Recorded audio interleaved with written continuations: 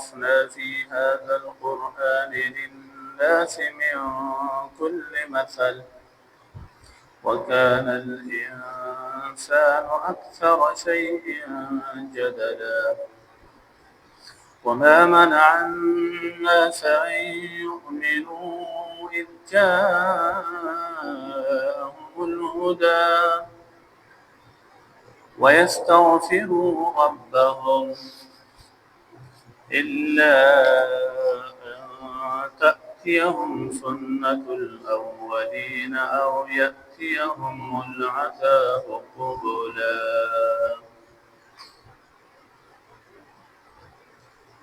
سورة الكهف 54 نمبر آیات سلور 50 نمبر آیات سورة الكهف.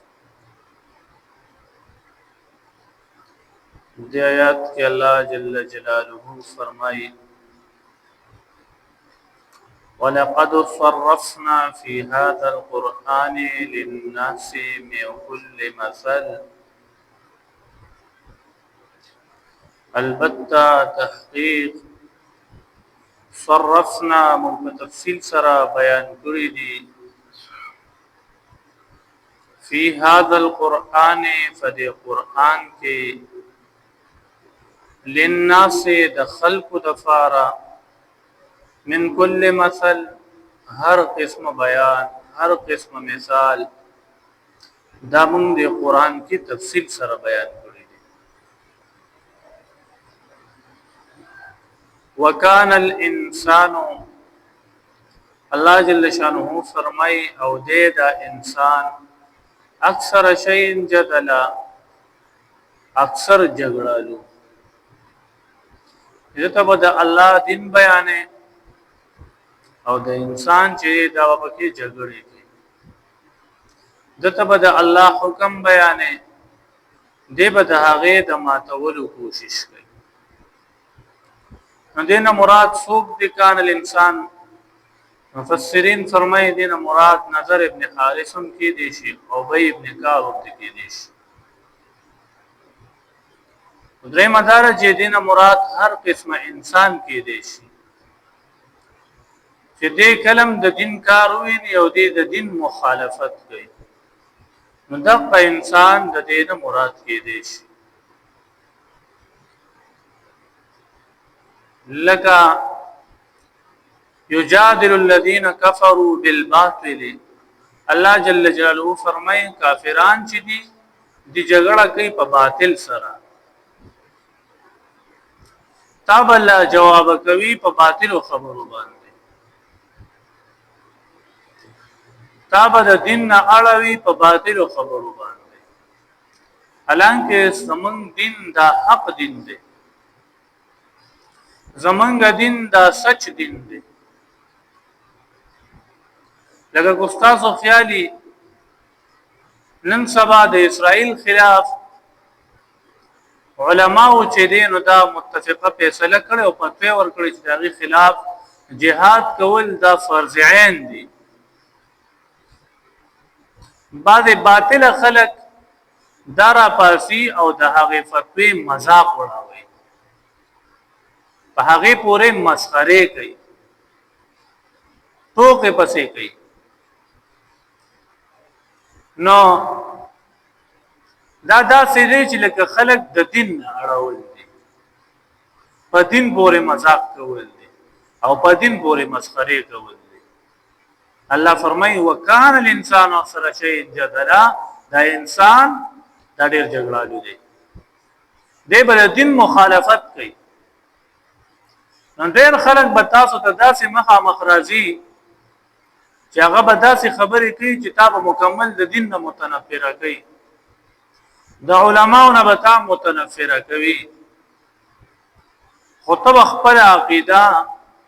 خپل ایمان دا به مضبوط ساتي خپل نظریه دا به مضبوطه ساتي او د خپل عقیده ځان سره په دلایل هم ساتي چې تاجر عام سره دا دوکه نه کوي یا فرمایي وما منع الناس دا خلق ندی منع شوی ان یؤمنو دا چې دی ایمان وروړي دا خلق ندی منع کړی دې خبره نه دا چې دی ایمان وروړي جاءهم الهدى او وخت چراغ دې ته هدایت دا چې دی ایمان وروړي او استغفروا ربهم او د خپل رب نه بخنه وغواړي دې نه دی منع الا ان تاتيهم سنه الاولين مگر دا چې راشي دوی ته طریقه د مخکینو خلقو یعنی دوی به علی ایمان راوړي چې دی باندې عذاب راشي